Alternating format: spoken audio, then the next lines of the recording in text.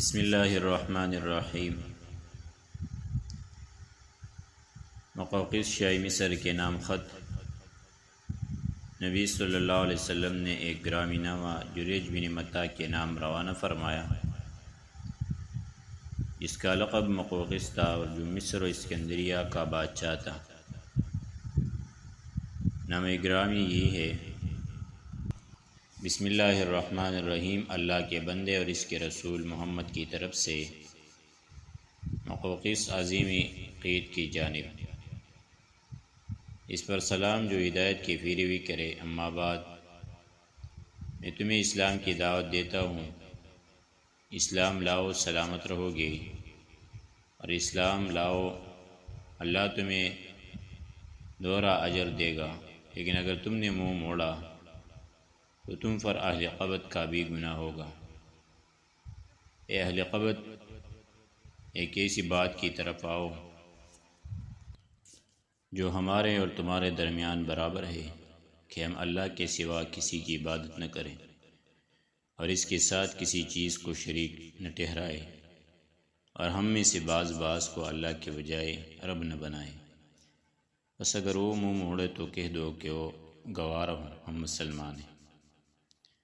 اس خط کو پہنچانے کے لیے حضرت حاتب بن ابی بلتع کا انتخاب فرمایا گیا۔ وہ مقوقس کے دربار میں پہنچے تو فرمایا، اس زمین پر تم سے پہلے ایک شخص گزرا ہے جو اپنے آپ کو رب اعلیٰ سمجھتا تھا، اللہ نے اسے آخر و اول کے لیے عبرت بنا دیا۔ پہلے تو اس کے ذریعے لوگوں سے انتقام لیا، پھر خود اس کو انتقام کا نشانہ بنایا، لہذا دوسرے سے عبرت پکڑو، ایسا نہ ہو کہ دوسرے تم سے عبرت پکڑیں۔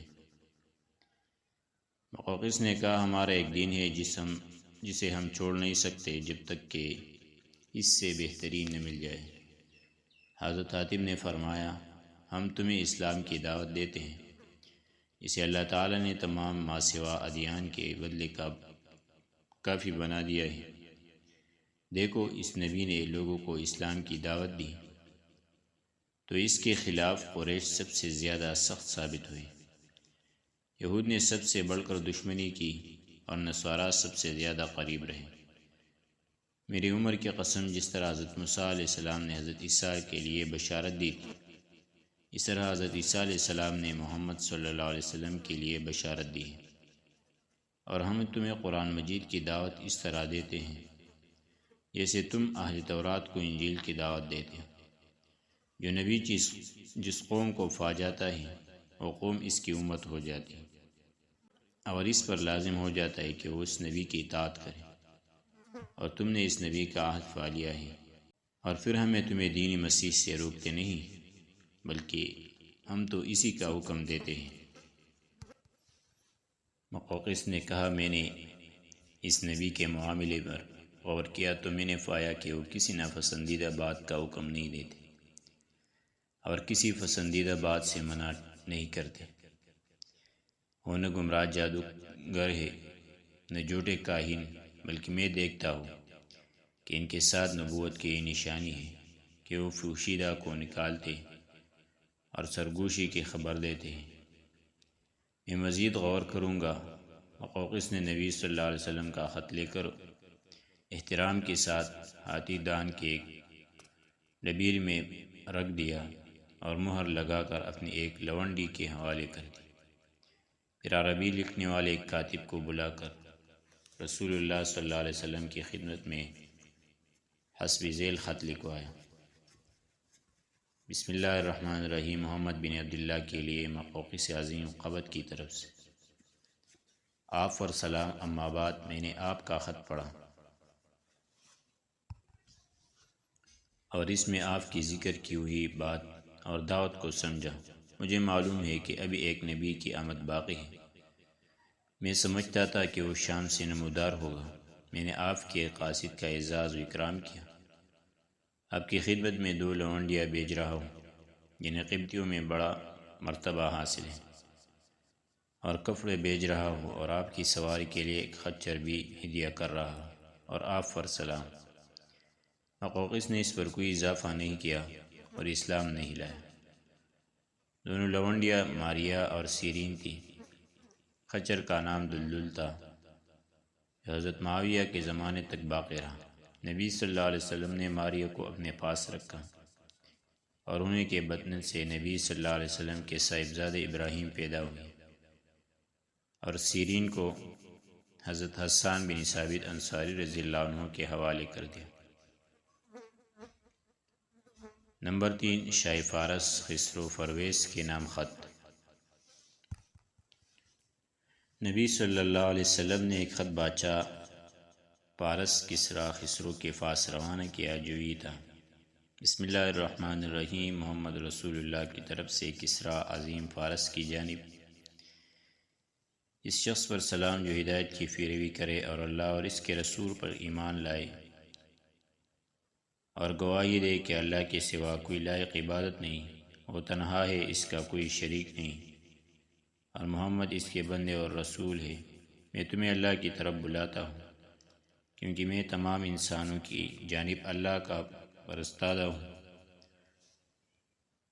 تاکہ جو شخص زندہ ہے اسے انجام بد سے ڈرایا جائے اور کافرین پر حق بات ثابت ہو جائے، یعنی حجت تمام ہو جائے، پس تم اسلام لاؤ سالم رہو گے، اور اگر اس سے انکار کیا تو تم پر مجوس کا بھی باری گناہ ہوگا۔ اس خط کو لے جانے کے لیے آپ نے حضرت عبداللہ بن حذافہ صحابی رضی اللہ عنہ کو منتخب فرمایا۔ انہوں نے یہ خط سربراہ بحرین کے حوالے کیا۔ اب یہ معلوم نہیں کہ سربراہ بحرین نے یہ خط اپنے کسی آدمی کے ذریعے کسریٰ کے پاس بھیجا یا خود حضرت عبداللہ بن حذافہ صحابی کو روانہ کیا۔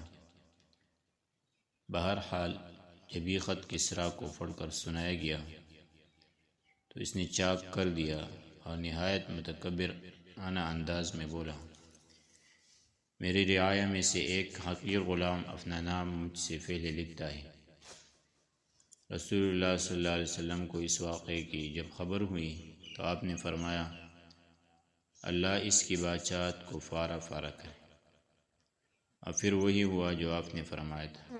چنانچہ اس کے بعد کسریٰ نے اپنے یمن کے گورنر بازان کو لکھا کہ یہ شخص جو حجاز میں ہے، اس کے یہاں اپنے 2 توانا اور مضبوط آدمی بھیج دو کہ وہ اسے میرے پاس حاضر کرے۔ بازان نے اس کی تعمیل کرتے ہوئے 2 آدمی منتخب کیے اور انہیں ایک خط دے کر رسول اللہ صلی اللہ علیہ وسلم کے پاس روانہ کیا، جس میں آپ کو یہ حکم دیا گیا تھا کہ ان کے ساتھ کسریٰ کے پاس حاضر ہو جائے۔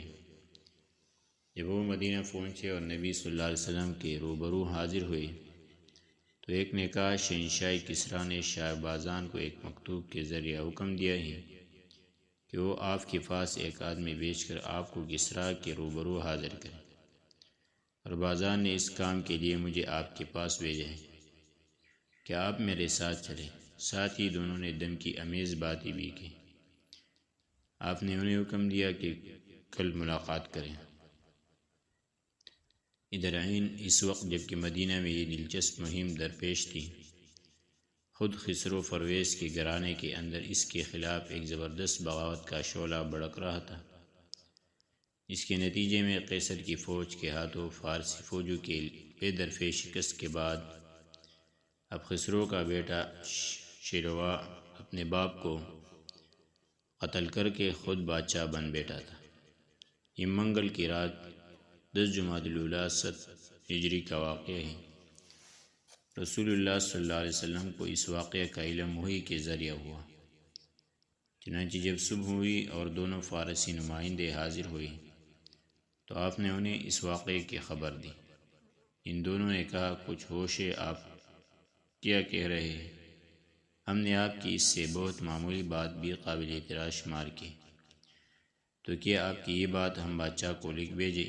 آپ نے فرمایا: ہاں، اسے میرے اس بات کی خبر کر دو، اور اس سے یہ بھی کہہ دو کہ میرا دین اور میری حکومت وہاں تک پہنچ کر رہے گی جہاں تک کسریٰ پہنچ چکا ہے، بلکہ اس سے بھی آگے بڑھتے ہوئے اس جگہ جا کر رکے گی جس سے آگ، اونٹ اور گھوڑے کے قدم جا ہی نہیں سکتے۔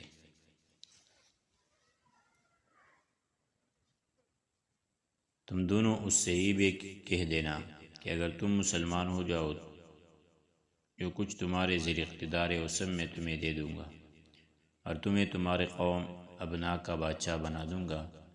اس کے بعد وہ دونوں مدینہ سے روانہ ہو کر بازان کے پاس پہنچے اور اسے ساری تفصیلات سے آگاہ کیا۔ تھوڑا عرصہ بعد ایک خط آیا کہ شیروے نے اپنے باپ کو قتل کر دیا ہے۔ شیروے نے اپنے اس خط میں یہ بھی ہدایت کی تھی کہ جس شخص کے بارے میں میرے والد نے تمہیں لکھا تھا اسے تاحکم ثانی برانگیختہ نہ کرنا۔ اس واقعے کی وجہ سے بازار اور اس کے فارسی رفقا جو یمن میں موجود تھے مسلمان ہو گئے۔ قیصری شاہ روم کے نام خط آگے درس میں ذکر کے انشاءاللہ۔